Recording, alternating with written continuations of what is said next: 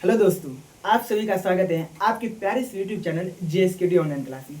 आज हम सब पढ़ने वाले हैं वास्तविक संख्या। वास्तविक संख्या के बारे में आज हम सब बिल्कुल बेसिक से पढ़ेंगे।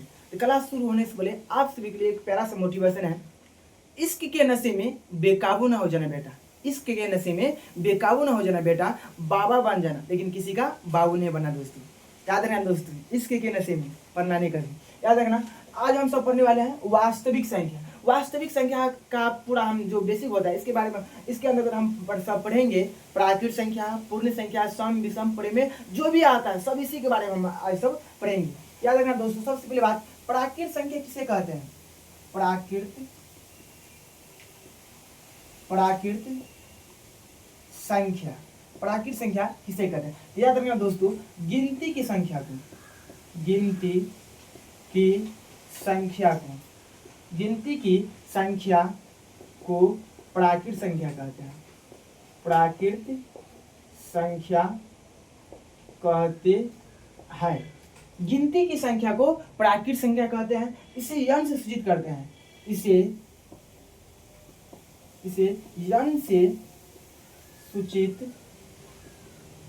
सूचित करते हैं। एग्जाम्पल में 1, 2, 3, 4, 5, 6, 7, 8, 9 डॉट डॉट इत्यादि, जिसे हम सब अनंत बोलते हैं। अनंत मतलब जिसका अंत कभी ना हो। इसके बाद स्टार्ट में लिखो दोस्तों, पूर्ण संख्या। पूर्ण संख्या किसे कहते हैं? पूर्ण संख्या किसे कहते हैं? याद रखना दोस्तों, गिनती की संख्या में, गिनती की संख्या में, गिनती की संख्या में शून्य को शामिल करने से, शून्य को शामिल करने से, गिनती की संख्या में शून्य को शामिल करने से, शून्य को शामिल करने से जो समूह बनता है, जो समूह बनता है, गिनती की संख्या में शून्य को शामिल करने से जो समूह बनता है उसे पूर्ण संख्या कहते हैं। गिनती की संख्या में शून्य को शामिल करने से जो समूह बनता है उसे पूर्ण संख्या कहते हैं। पूर्ण संख्या कहते हैं। एग्जाम्पल में 0, 1, 2, 3, 4, 5, 6, 7, 8, 9, 10 डॉट डॉट etc। अब एरो चिन्ह में लिखो दोस्तों, पूर्ण संख्या को, पूर्ण संख्या को W से, पूर्ण संख्या को W से सूचित करते हैं, सूचित करते हैं। पूर्ण संख्या को W से सूचित करते हैं। इसके बाद प्राकृत संख्या, याद रखना दोस्तों, गिनती की संख्या को प्राकृत संख्या कहते हैं, इसे यन से सूचित करते हैं। पूर्ण संख्या हो गया। अब हम सब चलते हैं, सम संख्या किसे कहते हैं? सम संख्या किसे कहते हैं? याद रखना दोस्तों, सम संख्या का बहुत सिंपल परिभाषा आता है। जो संख्या दो से, लिखो परिभाषा इसका, जो संख्या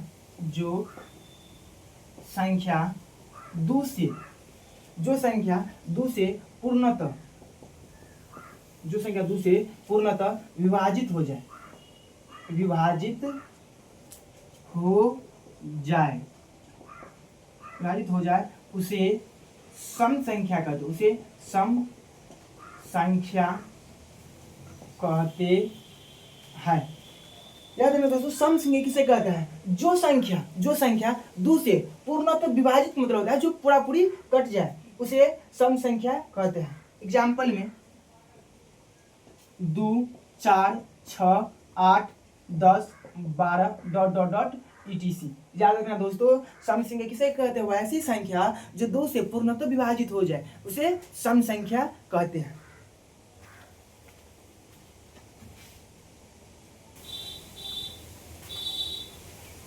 अब अगला है हम सबका विषम संख्या किसे कहते हैं? याद रखना दोस्तों, जो संख्या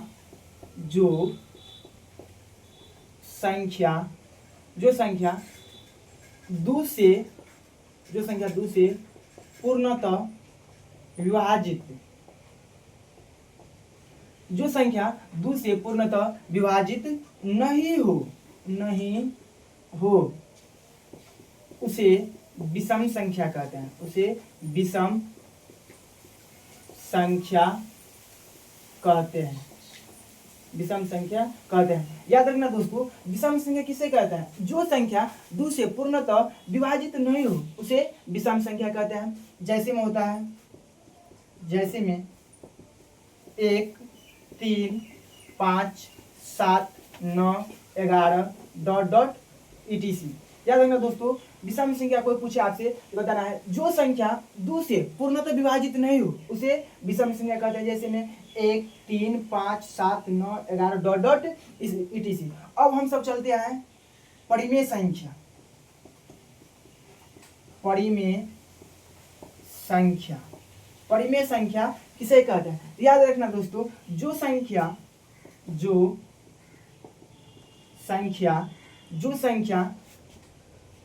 p बटा q के रूप में लिखा जा सके, जो संख्या p बटा q के रूप में लिखा जा सके,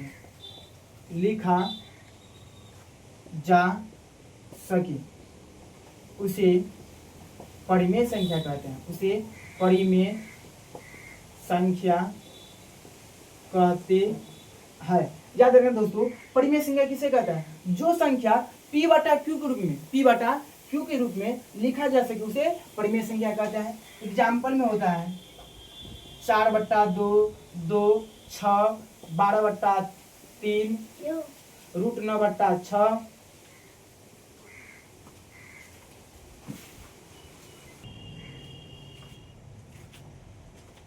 अब हम सब का है अपरिमेय संख्या किसे कहते हैं? याद रखना दोस्तों, वैसी संख्या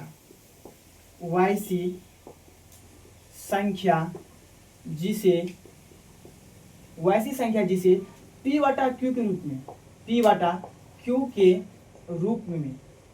वैसी संख्या जिसे p बटा q के रूप में नहीं लिखा जा सके, p बटा q के रूप में नहीं लिखा जा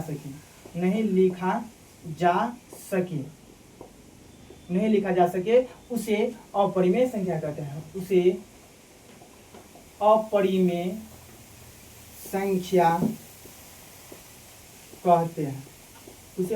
संख्या कहते हैं, याद रखना दोस्तों, अपरिमेय संख्या किसे कहते हैं? वैसी संख्या जिसे p बटा q के रूप में नहीं लिखा जा सके उसे अपरिमेय संख्या कहते हैं। एग्जाम्पल में √3 √6 √11 डॉट डॉट etc। अब हम सब चलते हैं वास्तविक संख्या किसे कहते हैं? वास्तविक संख्या किसे कहते हैं? वास्तविक संख्या किसे कहते हैं? याद रखना दोस्तों, परिमेय संख्या और अपरिमेय संख्या के परिवार को परिमेय संख्या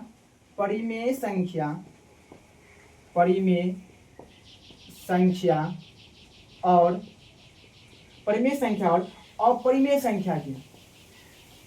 अपरिमेय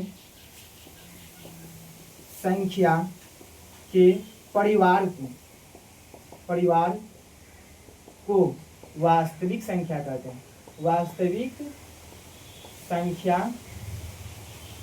कहते हैं। याद रखना दोस्तों, वास्तविक संख्या किसे कहते हैं? तो परिमेय संख्या और अपरिमेय संख्या के परिवार को वास्तविक संख्या कहते हैं। एग्जाम्पल में 4 √3 √6 12/4 डॉट डॉट इसी तरह से इत्यादि, मतलब अनंत होगा।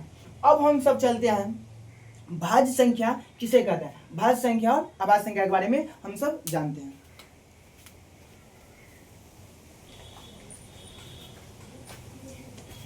अब हम सबका अगला स्टार है भाज्य संख्या किसे कहते हैं? याद रखना दोस्तों, वैसी संख्या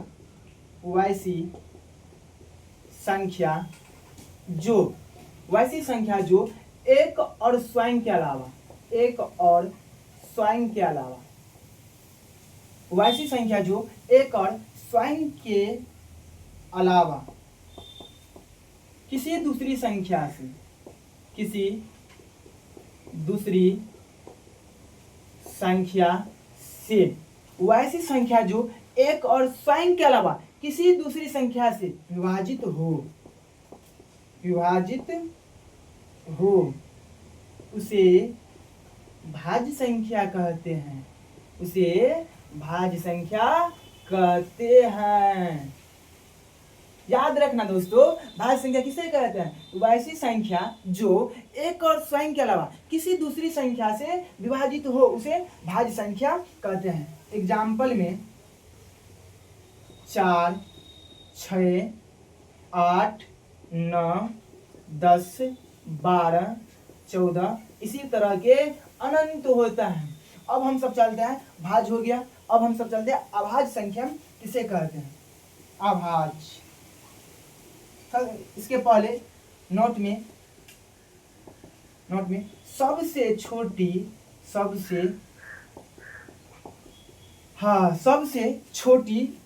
संख्या, सबसे छोटी भाज्य संख्या याद रखिए दोस्तों 4 होता है। सबसे छोटी भाज्य संख्या 4 होता है, सबसे छोटी भाज्य संख्या 4।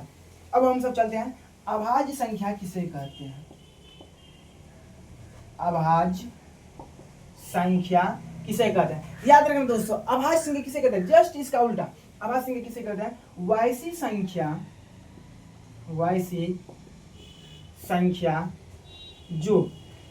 संख्या जो एक और स्वयं के अलावा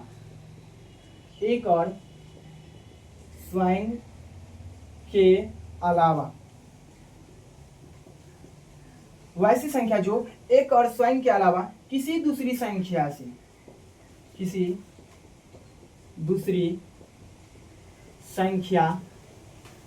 वैसी संख्या जो एक और स्वयं के अलावा किसी दूसरी संख्या से विभाजित नहीं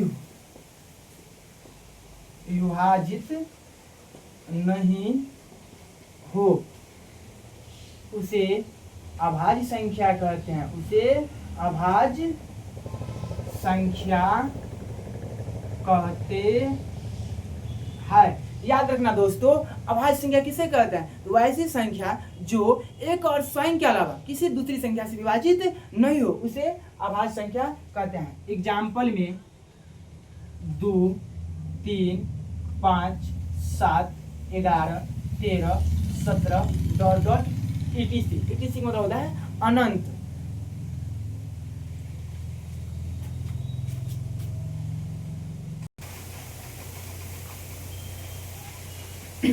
अब हम सब चलते हैं सबसे छोटी, नोट में लिखोगे दोस्तों, नोट सबसे छोटी अभाज्य संख्या, सबसे छोटी अभाज्य संख्या 2 होता है। याद रखना दोस्तों, सबसे छोटी अभाज्य संख्या 2 होते हैं। अब हम सब चलते हैं, अब तो लगता है वास्तविक संख्या खत्म हो गया है, तो आप सब जरूर बताएंगे दोस्त कमेंट में कि आप सभी की क्लास कैसा लगा हो। और अगर आप YouTube पर देख रहे हैं तो सब्सक्राइब, लाइक और कमेंट करें। अगर फेसबुक पर देख रहे हैं तो आप सभी समझते हैं क्या करना है। इसी तरह से वीडियो अगर आप सभी को अच्छा लगता है तो फॉलो करें और अपने सभी दोस्तों के पास शेयर कीजिए। और आज हम सब आप सभी मतलब गुरुकुल टीम आप सभी को